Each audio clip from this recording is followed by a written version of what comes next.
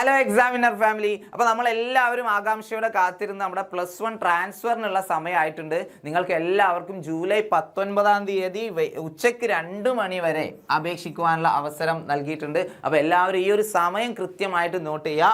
July 19-ാം തീയതി ഉച്ചയ്ക്ക് 2 മണി വരെയാണ് സമയം. വൈകുന്നേരം 5 മണി വരെ ഇല്ല, വൈകുന്നേരം വരെ സമയം ഉണ്ടല്ലോ എന്ന് കരുതി ആരും ഇരിക്കരുത്.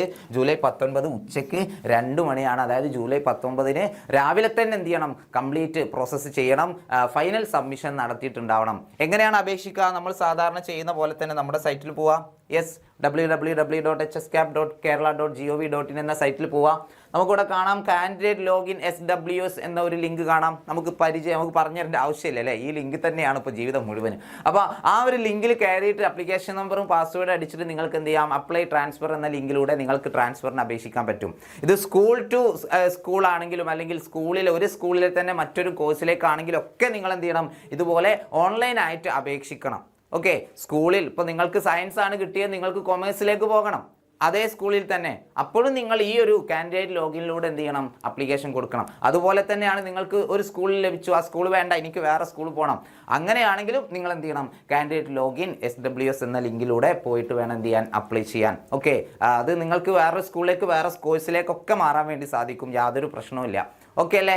യെസ്. അപ്പോൾ ഇവിടെ നമ്മുടെ ഈ ഒരു സൈറ്റിൽ കംപ്ലീറ്റ് സ്കൂൾ വൈസ് വാക്കൻസീസ് കൊടുത്തിട്ടുണ്ട്. സ്കൂൾ വൈസ് വാക്കൻസീസ് എന്ന ലിങ്കിൽ കയറി കഴിഞ്ഞാൽ നിങ്ങൾക്ക് ഓരോ ജില്ലയിലും ഓരോ സ്കൂളിലെയും ഓരോ കോഴ്സിലെയും വാക്കൻസികൾ നിങ്ങൾക്ക് അറിയാൻ വേണ്ടി സാധിക്കും. ഇപ്പോൾ ഇവിടെ നമ്മൾ കോട്ടയം എടുക്കുകയാണെന്ന് വിചാരിക്കാം. കോട്ടയത്ത് ഗവൺമെൻറ് HSS ഈരാറ്റുപേട്ട അല്ലേ? ഈരാറ്റുപേട്ടയിലെ സയൻസിന് 11 വാക്കൻസിയാണ് കാണുന്നത്. ഓക്കെ, അപ്പോൾ ഇതുപോലെ നിങ്ങൾക്ക് എന്ത് ചെയ്യാൻ പറ്റും? ഓരോ സ്കൂളിലെയും, ഇതിപ്പോൾ കോട്ടയം ജില്ല കംപ്ലീറ്റ് ഉണ്ട് അല്ലേ? അതിലെ ഓരോ സ്കൂളിലെയും വാക്കൻസീസ് ലഭിക്കും. അതുപോലെ തന്നെ ഏറ്റവും പ്രശ്നം ഉണ്ടായിരുന്ന ജില്ലകളായിരുന്നു മലബാർ ഏരിയയിലെ ജില്ലകൾ അല്ലേ? മലപ്പുറം, അതുപോലെ കാസർഗോഡ്, കോഴിക്കോട്, പാലക്കാട് അല്ലേ? കോഴിക്കോടും പാലക്കാടും ഒക്കെ ഇപ്പോഴും സീറ്റ് കുറവുണ്ട്. മലപ്പുറത്തും കാസർഗോഡും മാത്രമാണ് എന്ത് ചെയ്തത്? അധിക ബാച്ചുകൾ അനുവദിച്ചിട്ടുള്ളത്. 138ഓളം അധിക ബാച്ചുകൾ അനുവദിച്ചിട്ടുണ്ട്. ആ ബാച്ചുകളിലെ സീറ്റുകൾ കൂടി ഈ ട്രാൻസ്ഫർ ബാധകമാണ്. അപ്പോൾ അതിലേക്ക് കൂടി നമുക്ക് എന്ത് ചെയ്യാം? അപേക്ഷിക്കാൻ വേണ്ടി സാധിക്കും. ഉദാഹരണത്തിന് നമ്മൾ മലപ്പുറം എടുക്കുകയാണെങ്കിൽ ഇവിടെ നോക്കൂ നിങ്ങൾ, down hill government girls higher secondary സ്കൂളിൽ ഏകദേശം 61 സീറ്റുകളാണ് കമ്പ്യൂട്ടർ കോമേഴ്സിൽ വന്നിട്ടുള്ളത്. അതായത് ഇവിടെ സയൻസിന് അധിക ബാച്ച് അനുവദിച്ചിട്ടില്ല എന്നുള്ള കാര്യം എല്ലാവർക്കും അറിയാലോ. മലപ്പുറം ജില്ലയിൽ സയൻസ് ബാച്ച് ഒരൊറ്റ സീറ്റ് പോലും എന്ത് ചെയ്ത് ഒരൊറ്റ ബാച്ച് പോലും അനുവദിച്ചിട്ടില്ല. കാസർഗോഡ് ഒരു സയൻസ് എങ്ങാനും ഉണ്ട് അല്ലേ? അപ്പോൾ കമ്പ്യൂട്ടർ കോമേഴ്സിൽ 61 വാക്കൻസികളുണ്ട്. ട്രാൻസ്ഫർ ഈസി ആയിട്ട് എന്ത് ചെയ്യും? അവിടേക്ക് കൊടുക്കുകയാണെങ്കിൽ നമുക്ക് കിട്ടാനുള്ള സാധ്യത വളരെ കൂടുതലാണ്. അതുപോലെ 61, 60, 60, 60, 56, 60, 60 കണ്ടില്ലേ? ഇതൊക്കെ നമുക്ക് പുതിയതായിട്ട് വന്നിട്ടുള്ള സീറ്റുകളാണ്. അല്ല, 96 കാണുന്നുണ്ട്. ഇത് എവിടെയാ? ഗവൺമെൻറ് HSS കോക്കൂർ അല്ലേ? ഗവൺമെൻറ് സ്കൂളുകളിൽ മാത്രമാണ് അധിക ബാച്ചുകൾ അനുവദിച്ചിട്ടുള്ളത്. അപ്പോൾ ഇതുപോലെ ഒരുപാട് സീറ്റുകൾ എന്ത് ചെയ്തിട്ടുണ്ട്? ട്രാൻസ്ഫറിന് വേണ്ടിയിട്ട് വെയിറ്റിംഗ് ആണ്. നിങ്ങൾ എല്ലാവരും എന്ത് ചെയ്യുക? ഈ ഒരു അവസരം മാക്സിമം യൂട്ടിലൈസ് ചെയ്യുക. Okay, yes. പിന്നെ നമുക്കിവിടെ വാക്കൻസി ഓഫ് ട്രാൻസ്ഫർ ഓരോ ജില്ല തിരിച്ച് എത്ര സീറ്റുകൾ ബാലൻസ് ഉണ്ട് എന്നുള്ളതാണ് കാണുന്നത്. തിരുവനന്തപുരം 2306, അതുപോലെ കൊല്ലം 2764, പത്തനംതിട്ട 2753, ആലപ്പുഴ 2506, കോട്ടയം 1786, ഇടുക്കി 1054, എറണാകുളം 2831, തൃശ്ശൂർ 2208, പാലക്കാട് 1137, അതുപോലെ കോഴിക്കോട് 1099, മലപ്പുറം 8456. വലിയൊരു നമ്പർ വന്നപ്പോൾ ആരും പേടിക്കേണ്ട, എന്താ പറയുക, ഷോക്കാവൊന്നും വേണ്ട. ഇത് നമ്മുടെ അധിക ബാച്ചും കൂടി ഉൾപ്പെടുത്തിയിട്ടാണ് അല്ലേ? വയനാട് 583, കണ്ണൂർ 1420, കാസർഗോഡ് 2082, അങ്ങനെ 32,985 വാക്കൻസികൾ തന്നെ ഉണ്ട്. Okay, vacancy. അപ്പോൾ ഈ വാക്കൻസിയിലേക്ക് മാത്രമാണോ നമുക്ക് അപേക്ഷിക്കാൻ വേണ്ടി സാധിക്കുക? അല്ല. ഇപ്പോൾ നമ്മൾ ഒരു സ്കൂളിലേക്ക് പോകണം നമ്മൾ ആഗ്രഹിക്കുന്നു, അവിടെ എന്തില്ല? വാക്കൻസി ഒന്നുമില്ല. എങ്കിലും നമുക്ക് എന്ത് ചെയ്യാം? ആ സ്കൂളിലേക്ക് അപേക്ഷിക്കാൻ വേണ്ടി സാധിക്കും. ആർക്കൊക്കെ അപേക്ഷിക്കാൻ പറ്റും, ആർക്കൊക്കെ അപേക്ഷിക്കാൻ പറ്റില്ല എന്നുള്ളത് നോക്കിയാലോ? യെസ്. അപ്പോൾ നമുക്ക് ആദ്യം ആർക്കൊക്കെ അപേക്ഷിക്കാൻ സാധിക്കും? ഒരു വിഭാഗം ആളുകൾക്ക് മാത്രമേ ട്രാൻസ്ഫറിന് അപ്ലൈ ചെയ്യാൻ സാധിക്കുകയുള്ളൂ. ആർക്കാണത്? യെസ്, മെറിറ്റ് കോട്ടയിൽ അഡ്മിഷൻ ലഭിച്ചവർക്ക് അപേക്ഷിക്കാം. മെറിറ്റ് കോട്ടയിൽ അതായത് ബാക്കിയുള്ള കോട്ടയിലുള്ളവർക്കൊന്നും അപേക്ഷിക്കാൻ സാധിക്കില്ല എന്ന് അല്ലേ. മെറിറ്റ് കോട്ടയിൽ അഡ്മിഷൻ ലഭിച്ചവർക്ക് അപേക്ഷിക്കാം. എന്താണ് ഈ മെറിറ്റ് കോട്ട എന്ന് പറഞ്ഞാൽ? നമ്മുടെ first allotment, second allotment, third allotment, first supplementary allotment, ഈ 4 അലോട്ട്മെന്റിലൂടെയാണോ നിങ്ങൾക്ക് ലഭിച്ചത് സീറ്റ് ലഭിച്ചത്, മെറിറ്റിലൂടെയാണോ സീറ്റ് ലഭിച്ചത്, നിങ്ങൾക്ക് ട്രാൻസ്ഫറിന് അപേക്ഷിക്കാം.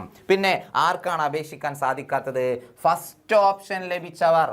ഈ മെറിറ്റിലൂടെയാണ് സീറ്റ് ലഭിച്ചത് എങ്കിലും അവർ കൊടുത്ത ഒന്നാമത്തെ ഓപ്ഷനിൽ തന്നെ അവർക്ക് കിട്ടിയിട്ടുണ്ട്, ഒന്നാമത്തെ ഓപ്ഷനിൽ കിട്ടിയിട്ടുണ്ട്. പിന്നെ അവരെന്തായാലും ട്രാൻസ്ഫറിന് കൊടുക്കില്ല. കാരണം അവർ ഏറ്റവും ഇഷ്ടപ്പെട്ട എന്താ പറയുക ആ ഒരു കോഴ്സ് അല്ലെങ്കിൽ സ്കൂളാണല്ലോ ഒന്നാമതായിട്ട് കൊടുക്കുക അല്ലേ. അങ്ങനെയാണല്ലോ കൊടുക്കേണ്ടത്.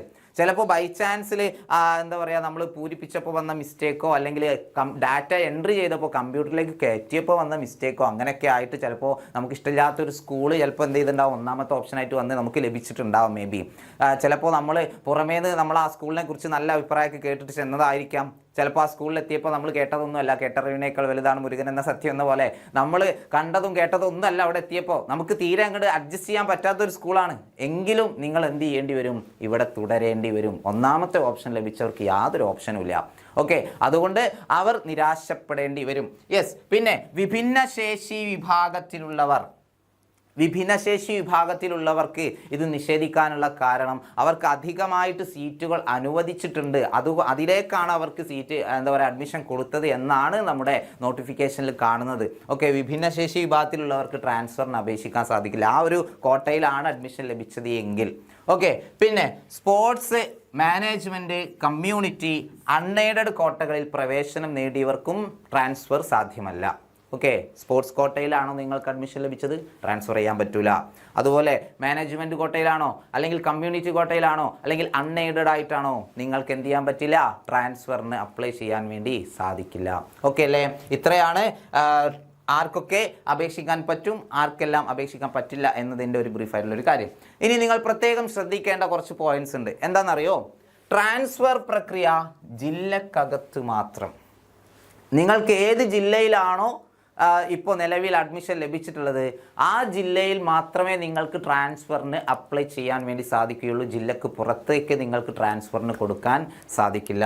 ഓക്കെ, സ്കൂൾ മാറ്റം, കോഴ്സ് മാറ്റം എന്നിവ അനുവദിക്കുന്നതാണ്. സ്കൂൾ മാറ്റം എന്ന് പറയുമ്പോൾ നിങ്ങൾക്കിപ്പോൾ ഇവിടെ സയൻസ് കിട്ടി വേറൊരു സ്കൂളിലേക്കാണ് സയൻസ് കിട്ടേണ്ടിയിരുന്നത്, നിങ്ങൾക്ക് എന്ത് ചെയ്യാം? അങ്ങോട്ട് മാറാം. ഇനി അതല്ല, നിങ്ങൾക്കിവിടെ സയൻസ് കിട്ടി, നിങ്ങൾക്ക് പോകേണ്ടത് ഹ്യൂമാനിറ്റീസിലേക്കാണ്, വേറൊരു സ്കൂളിലെ ഹ്യൂമാനിറ്റീസ് ആണ് നിങ്ങൾക്ക് വേണ്ടത്, നിങ്ങൾക്ക് കൊടുക്കാം, ട്രാൻസ്ഫറിന് അപേക്ഷിക്കാം. അതുപോലെ തന്നെ നിങ്ങൾക്ക് സെയിം സ്കൂളിൽ തന്നെ മറ്റൊരു കോഴ്സിലേക്ക്, ഇപ്പോൾ നിങ്ങൾക്ക് കൊമേഴ്സ് ആണ് കിട്ടിയിട്ടുള്ളത്, എനിക്ക് അതേ സ്കൂളിൽ തന്നെ സയൻസിന് വേണം എങ്കിലും നിങ്ങൾക്ക് എന്ത് ചെയ്യാം? അപേക്ഷ കൊടുക്കാവുന്നതാണ്. പിന്നെ ഇതുവരെ അപേക്ഷിക്കാത്ത സ്കൂളിലേക്കും അപേക്ഷിക്കാം.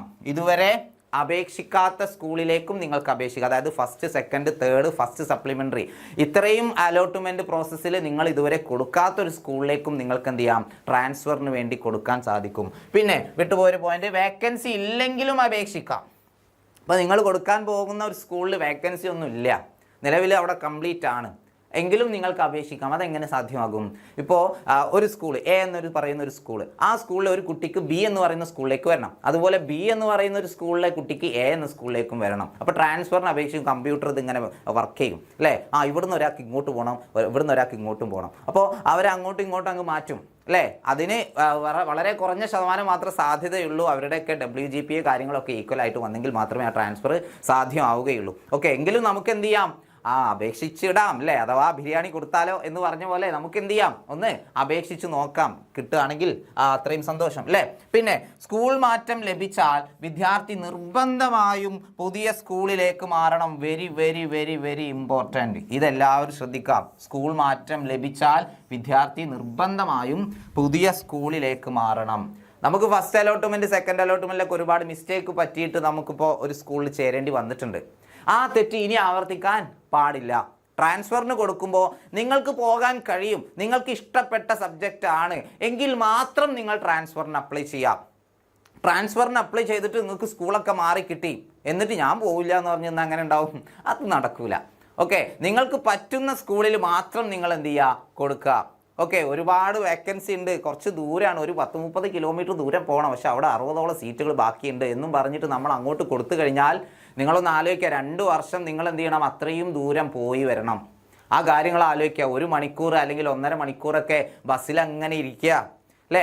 ആ കാര്യം നിങ്ങൾ നന്നായിട്ട് ആലോചിക്കണം. ആദ്യത്തെ ഒരാഴ്ചയൊക്കെ നമ്മൾ എന്ത് ചെയ്യും, അങ്ങനെ പോകുമായിരിക്കും അല്ലേ? പക്ഷേ അത് തുടർച്ചയായിട്ട് പോകുമ്പോൾ നമുക്ക് മടുത്തു പോകും. അതുകൊണ്ട് നിങ്ങളുടെ പരിസരത്തുള്ള നിങ്ങൾക്ക് പോകാൻ താല്പര്യമുള്ള സ്കൂളുകളിൽ മാത്രം എന്ത് ചെയ്യുക, നിങ്ങൾ കൊടുക്കുക. അപ്പോൾ ഇത്രയും കാര്യങ്ങളാണ് ട്രാൻസ്ഫറിന് അപ്ലൈ ചെയ്യുന്നവർ ശ്രദ്ധിക്കേണ്ടത്. ഇനി ഇതിൻ്റെ റിസൾട്ട് വരുന്ന ദിവസം എന്ന് പറയുന്നത് 2024 ജൂലൈ 22 ഉച്ചക്ക് 1 മണിക്ക് മുൻപായിട്ട് വരും. ഓക്കെ, ഉച്ചക്ക് 1 മണിക്ക്, ജൂലൈ 22-ാം തീയതി ഉച്ചക്ക് 1 മണിക്ക് മുൻപായിട്ട് എന്ന് പറയുമ്പോൾ ജൂലൈ 19-ാം തീയതി ഉച്ചക്ക് 2 മണി വരെയാണ് നമുക്ക് അപ്ലൈ ചെയ്യാനുള്ള സമയം. അത് കഴിഞ്ഞാൽ ഉടൻ തന്നെ ചിലപ്പോൾ 20-ാം തീയതിയോ 21-ാം തീയതിയോ ഒക്കെ ആയിട്ട് എന്ത് ചെയ്യാം, ഈ ട്രാൻസ്ഫർ അലോട്ട്മെൻറ്റ് റിസൾട്ട് നമ്മുടെ സൈറ്റിൽ പബ്ലിഷ് ചെയ്യാം. ഇങ്ങനെ പറയാൻ കാരണം, ജൂലൈ 22 1 മണിക്ക് മുമ്പ് വരുമെന്ന് പറയാൻ കാരണം, ജൂലൈ 22 1 മണിക്ക് നമ്മുടെ ബാക്കിയുള്ള നമ്മുടെ എന്താ പറയുക, ഈ ഒരു ട്രാൻസ്ഫർ അലോട്ട്മെൻറ്റ് പ്രക്രിയ കഴിഞ്ഞതിന് ശേഷം ബാലൻസ് വരുന്ന വേക്കൻസി ഉള്ള ലിസ്റ്റ് 1 മണിക്ക് പബ്ലിഷ് ചെയ്യുമെന്ന് നമ്മുടെ നോട്ടിഫിക്കേഷനുണ്ട്. എന്തിനു വേണ്ടി? സെക്കൻഡ് സപ്ലിമെൻ്ററി അലോട്ട്മെൻറ്റിന് വേണ്ടിയിട്ട്. ഓക്കെ, സെക്കൻഡ് സപ്ലിമെൻ്ററി അലോട്ട്മെൻറ്റിന് ആവശ്യമുള്ള ബാക്കിയുള്ള എന്താ പറയുക വേക്കൻസി ലിസ്റ്റ് ജൂലൈ 22-ാം തീയതി 1 മണിക്ക് പബ്ലിഷ് ചെയ്യുമെന്ന് നമ്മുടെ ഈ ഒരു ട്രാൻസ്ഫറിൻ്റെ നോട്ടിഫിക്കേഷനിൽ വന്നിട്ടുണ്ട്. അപ്പോൾ ഇതുവരെ സീറ്റ് ലഭിക്കാത്തവർക്ക് എല്ലാവർക്കും എന്ത് ചെയ്യുക, ഈ ഒരു വീഡിയോ നിങ്ങൾ ഷെയർ ചെയ്ത് കൊടുക്കുക. അവരുടെ കാത്തിരിപ്പിന് അവസാനമായിട്ടുണ്ട്. ജൂലൈ 22-ാം തീയതി 1 മണിക്ക് അവരുടെ വേക്കൻസി ലിസ്റ്റ് എന്ത് ചെയ്യും, പബ്ലിഷ് ചെയ്യും. അതിന് മുൻപായിട്ട് നമ്മുടെ ട്രാൻസ്ഫറിൻ്റെ അലോട്ട്മെൻറ്റ് റിസൾട്ടും വരുന്നതായിരിക്കും. അപ്പോൾ ഇതുപോലെയുള്ള ഇൻഫോർമേറ്റീവ് വീഡിയോസ് ഇനിയും ലഭിക്കണമെങ്കിൽ തീർച്ചയായിട്ടും ചാനൽ സബ്സ്ക്രൈബ് ചെയ്യാത്തവരാണെങ്കിൽ സബ്സ്ക്രൈബ് ചെയ്യുക, ബെല്ലൈക്കൺ ഒന്ന് എനേബിൾ ആക്കി വെക്കുക. ഇനി എന്തെങ്കിലും കാര്യങ്ങൾ സംശയം ഉണ്ടെങ്കിൽ നിങ്ങൾ താഴെ കമൻറ്റ് സെക്ഷനിൽ എന്ത് ചെയ്യുക, അറിയിക്കുക. അപ്പോൾ എല്ലാത്തിനും റീപ്ലൈ തരാൻ ഞാൻ ശ്രമിക്കുന്നതായിരിക്കും. അപ്പോൾ മാക്സിമം ഫ്രണ്ട്സിനൊക്കെ എന്ത് ചെയ്യുക, ഷെയർ ചെയ്യുക. ഇതുപോലെയുള്ള വീഡിയോ ആയിട്ട് വീണ്ടും കാണാം. അതുവരെ ടാറ്റാ, ബൈ ബൈ.